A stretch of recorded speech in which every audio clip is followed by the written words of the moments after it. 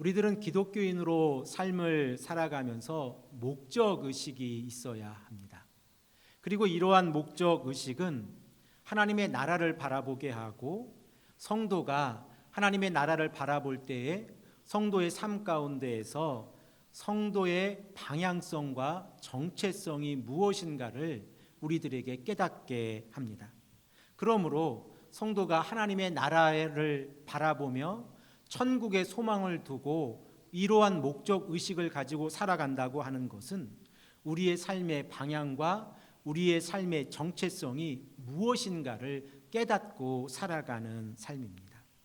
우리가 마가복음을 읽어가면서 예수님의 사역을 살펴보고 있는데 예수님께서는 마가복음 1장에서 크게 세 가지의 사역에 집중하셔서 예수님의 사역을 실행하셨습니다. 그 첫 번째 사역은 예수님께서 제자들을 부르시는 모습을 기록하고 있는데 이 말씀이 마가복음 1장 16절에서 20절에 기록이 되어져 있고, 그리고 두 번째 사역은 더러운 귀신들을 포함한 병자들을 고치시는 사역이 마가복음 1장 21절에서 34절 그리고 40절에서 45절의 말씀에 기록이 되어져 있습니다. 그리고 예수님께서는 마가복음 1장 35절에서 39절의 말씀을 보면 전도의 사역에 집중을 하셨다라고 성경은 기록을 하고 있습니다.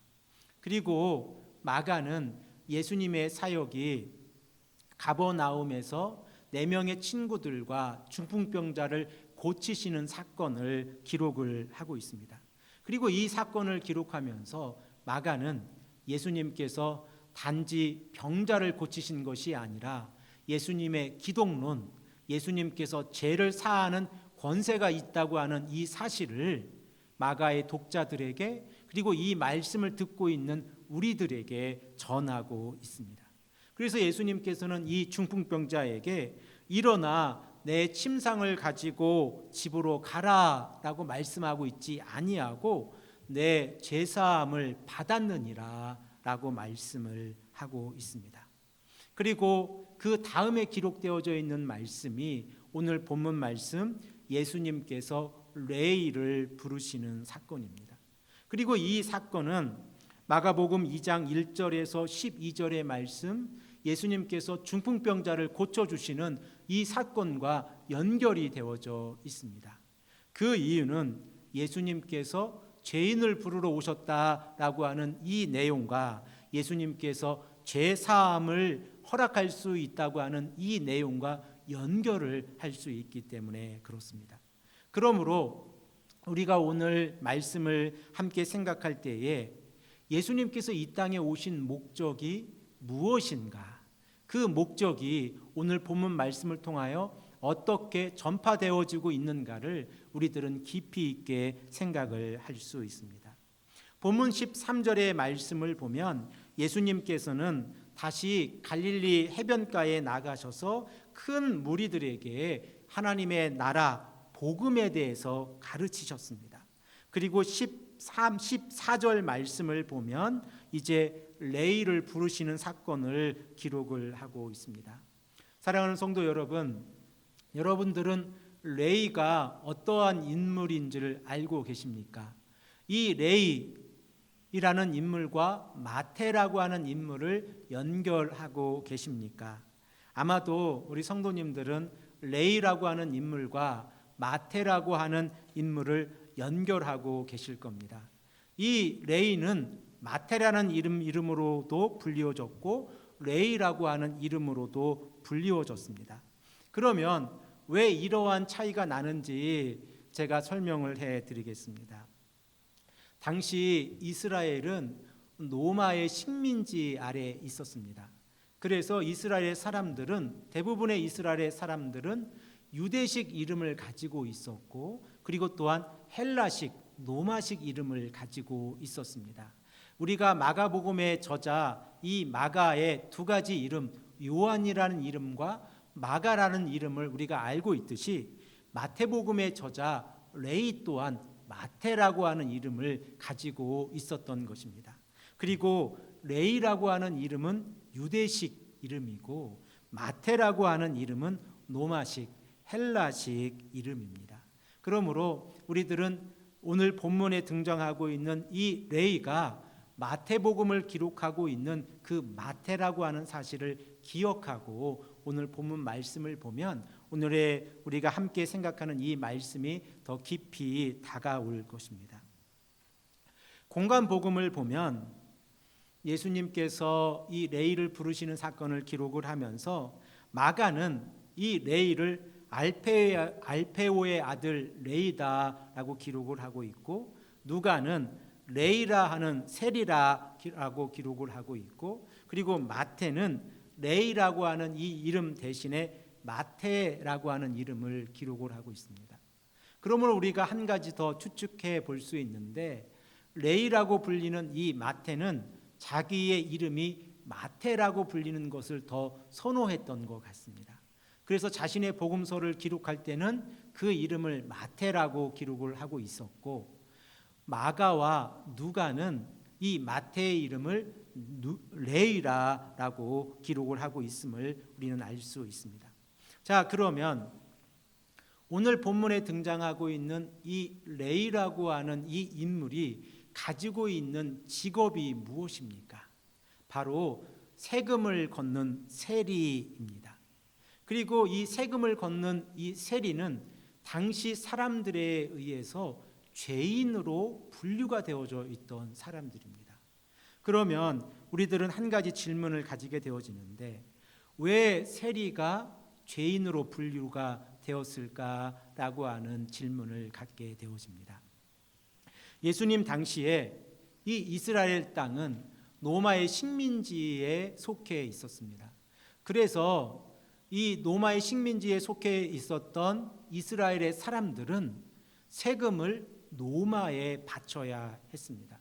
그러므로 로마에서는 이 이스라엘 땅에 세금을 걷는 세관들을 보내야 했는데, 언어의 문제와 그리고 또한 지역적으로 거리가 먼 문제로 인하여 그 유대 사람들 가운데에서 선출을 해서 세금을 걷어서 로마에 바치게 했습니다. 그리고 이 세금을 걷는 일에 지원을 했던 사람이 바로 레위입니다. 그래서 이 레위는 세금을 걷어서 이 모여있는 세금을 로마에 보내는 일을 하는 그 직업을 담당하고 있었습니다. 자, 이렇게 보면 레이라고 불리는 이 세리가 그렇게 나쁜 일을 한 것 같지는 않습니다. 하지만 이 레이라고 하는 세리가 이보다 더 나쁜 일을 하였는데, 자신의 민족을 대상으로 해서 세금을 걷는데 그 세금의 일정한 양보다 더 많은 양을 받았습니다. 그리고 그 세금을 로마에 보낼 때는 그 모든 자기 자신이 받은 세금의 양보다 적게 로마에 보냈습니다. 이로 인하여 많은 부를 축적하게 되어졌고, 당시에 이 세리, 세관에서 일을 하고 있는 이 세리라고 하는 직업은 이스라엘 사람들에게 죄인으로 분류가 되어져 있던 사람들이었습니다. 그래서 당시의 문헌들을 보면 이스라엘 사람들이, 특별히 유대인들이 회당에 들어가서 그들의 하나님을 섬기고 있었는데, 회당에 들어갈 수 없는 목록, 직업 중에 하나가 세리였습니다. 그만큼 세리라고 하는 이 직업은 이스라엘 사람들 가운데에서, 그리고 유대인들 가운데에서 멸시를 받는 직업이었다고 하는 사실을 우리는 알게 되어집니다.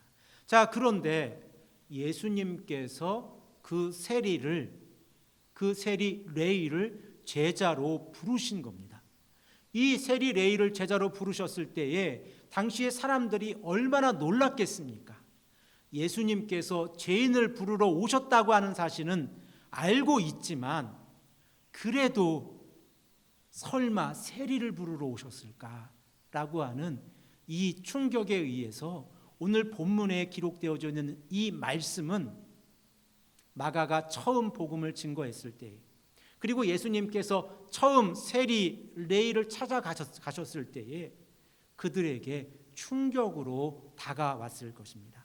우리 다 함께 마가복음 2장 14절 말씀을 함께 읽겠습니다. 다 함께 읽겠습니다. 또 지나가시다가 알페오의 아들 레이가 세관에 앉아 있는 것을 보시고 그에게 이르시되 나를 따르라 하시니 일어나 따르니라. 아멘. 본문 2장 14절 말씀을 보면 알페오의 아들 레이는 세관에 앉아 있었다라고 기록을 하고 있는데, 이 앉아 있다라고 하는 카세마이라고 하는 이 동사를 보면 그 의미가 어떠한 권위를 가지고 그 자리에 앉아 있다라고 하는 이러한 의미로 사용되어지는 단어입니다. 그러므로 이 세관 레이가 이 세관에 앉아 있다라고 하는 이 표현을 통해서 레이는 말단 직원으로 세금을 걷는 사람이 아니라 그래도 어느 정도 직책을 가지고 있었고 그 직책으로 인해서 많은 부를 누리고 있었던 사람이 바로 레이였다고 하는 사실을 우리들은 추측해 볼 수 있습니다. 이러한 레이에게 예수님께서 다가가셨습니다. 그리고 그를 부르셨는데 단 한마디 나를 따르라 라고 부르셨고, 이 레이는 일어나 따르니라 라고 말씀을 하고 있습니다. 마가복음 1장과 2장에 기록되어져 있는 예수님께서 제자를 부르시는 이 모습들을 보면 상징이라고 하는 것을 가지고 있습니다.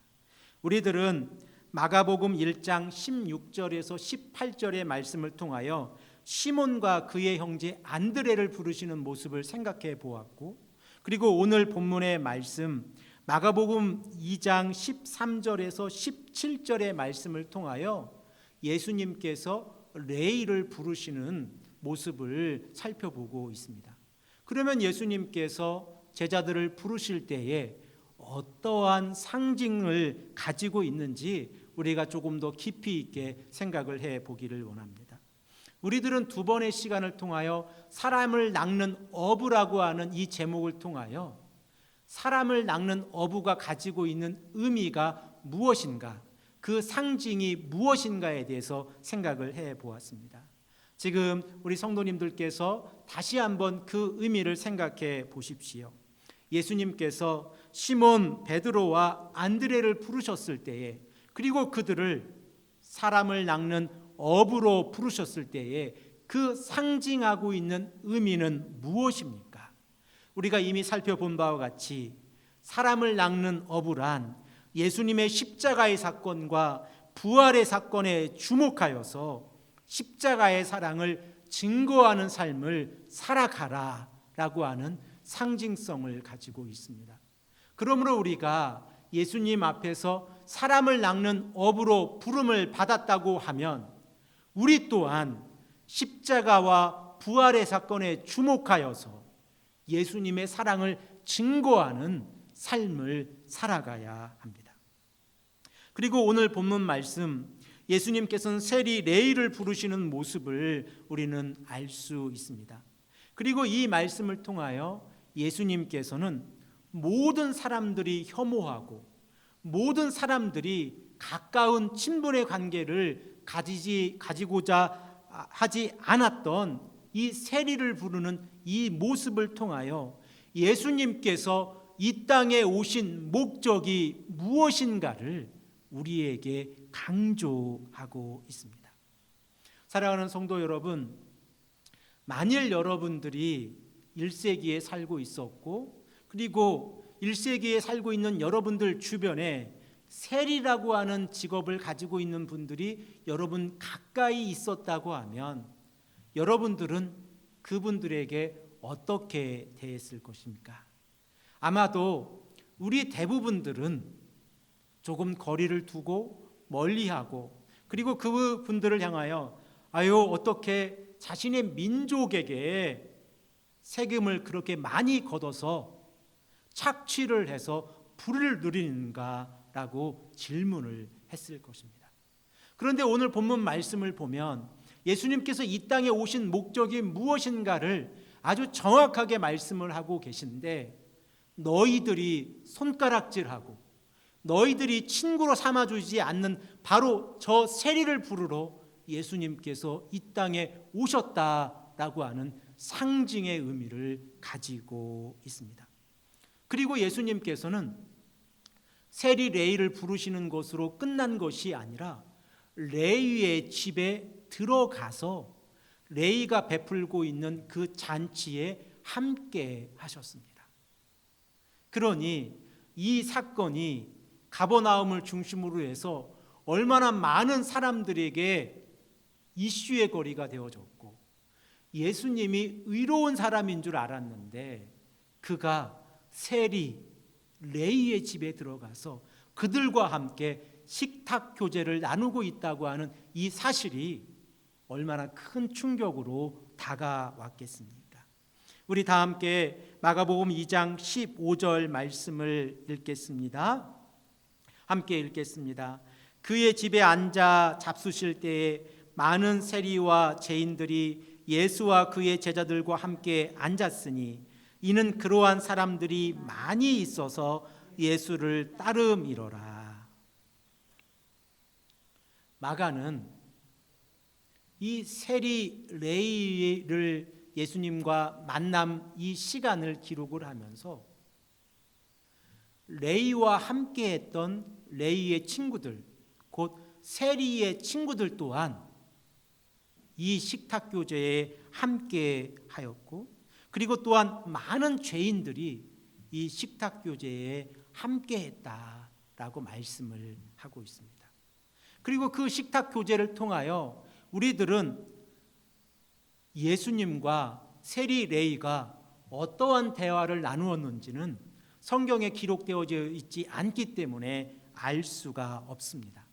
하지만 한 가지 알 수 있는 것은 레위가 예수님과 만난 이후에 자신의 삶에 큰 변화가 가져와서 예수님을 따르는 제자의 삶으로 살아갔다고 하는 사실입니다. 그리고 또한 이 잔치를 통하여 레위는 많은 사람들에게 예수님께서 전하시는 그 복음의 메시지, 그 말씀을 증거하게 했다는 사실입니다.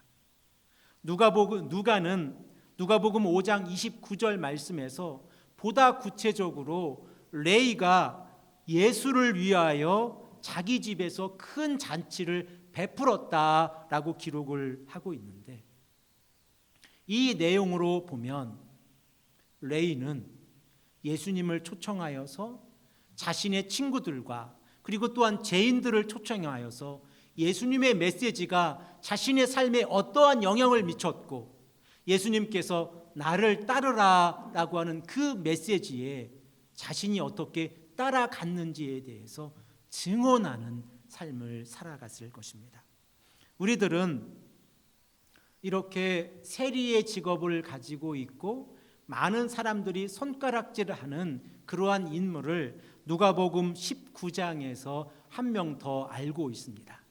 바로 그가 누구입니까? 키 작은 삭개오입니다. 키 작은 삭개오의 이야기가 누가복음 19장에 기록이 되어져 있는데, 누가복음 19장의 말씀을 보면 이것 또한 예수님과 삭개오의 대화를 기록하고 있지 않습니다.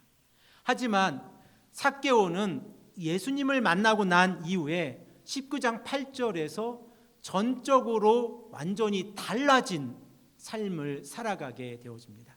우리 다 함께 누가복음 19장 8절 말씀을 읽고 함께 확인해 보겠습니다. 삭개오가 서서 주께 여짜오되 주여 보시옵소서, 내 소유의 절반을 가난한 자들에게 주겠사오며 만일 누구의 것을 속여 빼앗은 일이 있으면 내가 내 갑절이나 갚겠나이다. 삭개오는 예수님을 만나고 난 이후에 완전히 다른 삶을 살아가게 되었습니다. 그리고 예수님 앞에서 두 가지 결단을 하게 되어지는데, 그 첫 번째 결단은 자신의 재산의 절반을 나누어서 가난한 자들에게 나누어 주겠다라고 하는 결단이고, 두 번째 결단은 자신이 다른 사람에게 이득을 취한 것 가운데에서 부정으로 이득을 취한 것이 있다고 하면 4배로 갚겠습니다 라고 하는 결단입니다.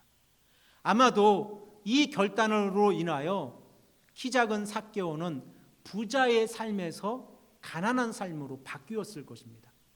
우리가 이미 알고 있는 바와 같이 세리 레위와 마찬가지로 당시의 세리들은 보다 많은 세금을 얻어서 자신의 이익을 추구하고 그리고 나머지 금액을 로마에 보냈습니다. 그러므로 레위와 마찬가지로 키 작은 삭개오도 많은 이익을 취했을 것입니다.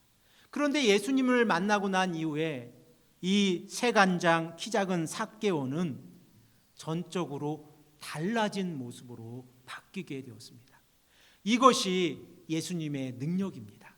이것이 예수님을 만난 사람의 변화입니다. 우리가 예수님을 만났다고 하면 우리들의 삶에 변화가 있어야 합니다. 그리고 이 변화를 통하여 우리들은 우리 지역사회에 그리고 우리를 알고 있는 모든 분들에게 내가 예수님을 만났습니다. 내가 만난 예수님은 이러한 분입니다 라고 증거하는 삶을 살아가야 합니다. 바로 예수님을 만났을 때에 어렵고 힘들고 가난한 자들의 모습이 보이는 겁니다. 바로 예수님을 만났을 때에 십자가의 사건에 주목하고 부활의 사건에 주목했을 때에 하나님의 나라에 소망을 두고 살아갈 때에 나만, 우리 가족만 보이는 것이 아니라 어렵고 힘들고 그리고 이 어려운 시국에 한 끼 식사를 걱정하는 그러한 분들이 우리의 시선에 보이기 시작하는 것입니다. 바로 이것이 예수님을 만난 증거이고 바로 이것이 우리가 이 땅을 살아가는 기독교인으로서 이 땅에서 바른 방향과 정체성을 가지고 하나님의 나라를 바라보며 살아가는 삶의 태도라고 하는 사실을 우리는 깨닫게 되어집니다. 그런데 이렇게 세리 레위가 예수님을 만나고 나고 예수님을 만난 그 모습을 많은 친구들을 초청해서 예수님이 누구이신가 소개하고 있을 때에 바리새파 서기관들은 이 모습을 비판하기 시작했습니다. 왜냐하면 그들의 입장에서 보면 회당에도 출입할 수 없는 세리들이 예수님과 함께하고 있기 때문에 그렇습니다.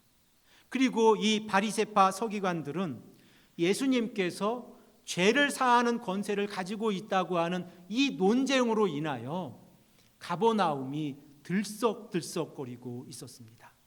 우리가 늘 알고 있었던 그 중풍병자가 침상을 들고 걸어 나왔는데 예수님께서 그 중풍병자에게 내 침상을 들고 걸어가라 라고 말씀하지 아니하시고 내 죄사함을 받았느니라 라고 말씀하셨기 때문에 바리새파 서기관들은 하나님의 말씀에 자신들이 해석하고 있는 하나님의 말씀에 근거해서 예수님을 비판하고 있었고 그리고 또한 예수님께서 죄인들과 함께하고 계시다는 이 사실로 인해서 많은 부분 어려움을 가지고 있었습니다.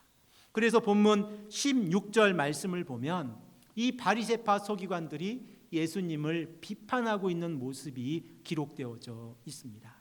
우리 다 함께 16절 말씀을 읽겠습니다. 바리새인의 서기관들이 예수께서 죄인 및 세리들과 함께 잡수시는 것을 보고 그의 제자들에게 이르되 어찌하여 세리 및 죄인들과 함께 먹는가 라고 말씀하고 있습니다. 사랑하는 성도 여러분, 우리가 이 말씀을 통하여 알 수 있는 것은 바리새파 서기관들이 예수님께서 이 땅에 오신 목적을 바르게 이해하고 있지 못하다고 하는 사실입니다. 만일 예수님께서 이 땅에 오신 목적이 죄인들을 부르러 오셨다고 하는 이 사실을 깨달았다고 하면 바리새파 서기관들도 함께 예수님의 말씀을 들었을 것입니다. 하지만 그들은 예수님께서 이 땅에 오신 목적을 깨닫지 못했습니다. 그래서 예수님께서는 본문 17절의 말씀을 통하여 예수님께서 이 땅에 오신 목적이 무엇인가를 분명하게 우리에게 말씀하고 있습니다. 이 말씀을 우리가 다 함께 읽겠습니다. 예수께서 들으시고 그들에게 이르시되 건강한 자에게는 의사가 쓸데없고 병든 자에게라야 쓸데있느니라. 나는 의인을 부르러 온 것이 아니뇨 죄인을 부르러 왔노라 하시니라. 아멘. 우리들은 마가복음을 읽으면서 예수님께서 전도하기 위하여 이 땅에 오셨다고 하는 사실을 마가복음 1장 38절 말씀을 통하여 확인해 보았습니다. 그리고 예수님께서는 오늘 본문 말씀을 통하여 죄인을 부르러 오셨다라고 말씀하고 있습니다. 자, 그러면 마가복음 1장 38절의 말씀과 마가복음 2장 17절의 말씀을 연합해 보십시오. 그러면 우리들은 예수님께서 이 땅에 오신 목적이 무엇인가 분명하게 알 수 있는데, 그 목적은 죄인들을 전도하러 오셨다라고 말씀할 수 있습니다. 예수님께서는 이 땅에 오신 목적이 죄인들을 전도하러 오셨습니다. 그리고 자신의 몸을 내어주셔서 그 죄인들의 죄값을 용서하시기 위해서 오셨고, 부활하셔서 그들을 의롭게 하시기 위해서 이 땅에 오셨습니다. 그러므로 이 사실을 깨닫고 복음을 증거하고 말씀을 증거하고 있는 이 예수님의 말씀을 근거해 보면, 예수님은 의인을 부르러 오신 것이 아니라 죄인을 부르러 오셨고, 그 죄인들에게 예수님이 누구이신지, 복음이 무엇인가를 전하러 오셨다고 하는 사실입니다. 그래서 오늘 본문 말씀 마가복음 2장 17절 말씀을 보면 예수님께서는 건강한 자에게는 의사가 필요 없고 병든 자에게 필요하다라고 하는 말씀을 하십니다. 이 격언은 당시 헬라와 유대 문화 가운데에서 공통적으로 사용되어지고 있던 격언이었습니다. 그리고 예수님께서는 이 격언을 인용하셔서 의인과 죄인이라고 하는 그 대조를 이루게 되어집니다. 그리고 의인이라고 하는 것은 건강한 자들, 그리고 죄인이라고 하는 것은 병든 자들을 상징하게 되어집니다. 자, 그러면 예수님께서 이 땅에 오셨을 때는 의인을 부르러 오셨습니까? 죄인을 부르러 오셨습니까? 건강한 자를 고치러 오셨습니까? 병든 자를 고치러 오셨습니까? 우리들은 너무나 잘 알고 있습니다. 예수님께서 이 땅에 오신 목적은 죄인들을 부르러 오셨고 그들을 하나님의 나라로 인도하시기 위해 오셨다고 하는 사실입니다. 그러므로 예수님께서는 죄인들에게 죄 용서함을 주시고 하나님 나라에 그 죄인들을 초청하시기 위해서 오셨습니다. 그리고 이 초청의 메시지를 들었을 때에 죄인들이 해야 할 가장 중요한 일은 회개입니다.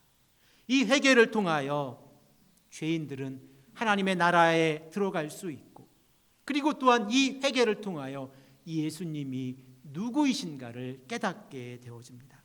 우리들은 예수님께서 마가복음 1장 15절 말씀을 통하여 회개하고 복음이신 예수 그리스도를 믿으라라고 외치셨던 그 메시지를 듣고 알고 있습니다. 그러므로 우리가 이 회개의 메시지를 오늘 본문에 적용해 본다고 하면, 예수님께서 이 땅에 오셔서 죄인을 부르러 오셨다고 하면 그 죄인이 바로 우리라고 하면 우리들은 회개의 모습으로 하나님께 나아가야 합니다. 이러한 모습이 세리였던 레위, 바로 마태는 마태복음 21장 28절에서 31절의 말씀을 통하여 비유를 통하여 말씀을 하고 있습니다. 마태복음 21장 28절에서 31절의 말씀을 보면 포도원에 두 아들이 있었는데 첫째 아들과 둘째 아들이 등장을 합니다.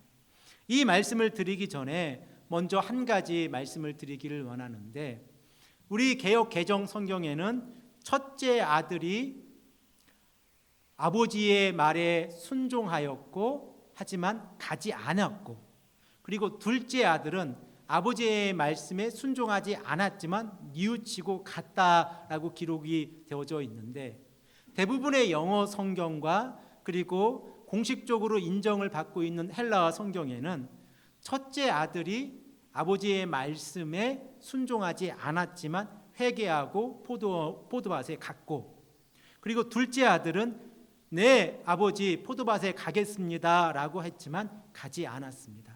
이러한 차이가 있는 것은 사본에 의한 차이인데, 저는 오늘 이 시간에 개역 개정 성경의 근거에서 우리 성경에 기록되어져 있는 내용으로 말씀을 드리겠습니다. 자, 아버지에게 두 아들이 있었습니다. 그리고 그 아버지는 첫째 아들에게 이렇게 이야기합니다. 포도원에 가서 일을 좀 해라 라고 이야기합니다. 그러자 이 첫 번째 아들이 순종했고, 그리고 아버지에게 포도밭에 가서 일을 하겠습니다 라고 이야기했습니다. 하지만 그 첫 번째 아들은 가지 않았습니다. 그리고 아버지는 두 번째 아들, 둘째 아들에게도 동일하게 이야기를 합니다. 포도밭에 가서 일을 좀 해라.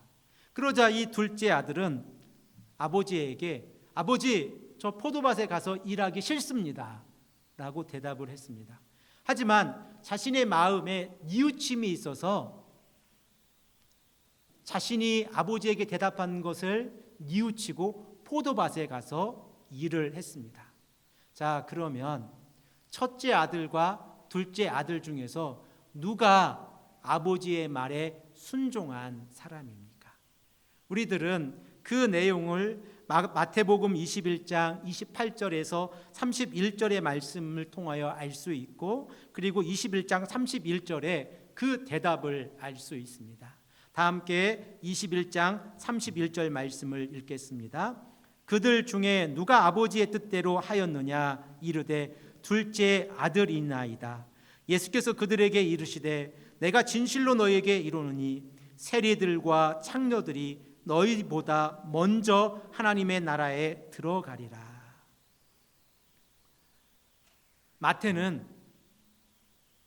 마태복음 21장 31절의 말씀에 자신이 젊은 시절에 했던 그 직업 세리들이 하나님의 나라에 먼저 들어가겠다라고 기록을 하고 있습니다.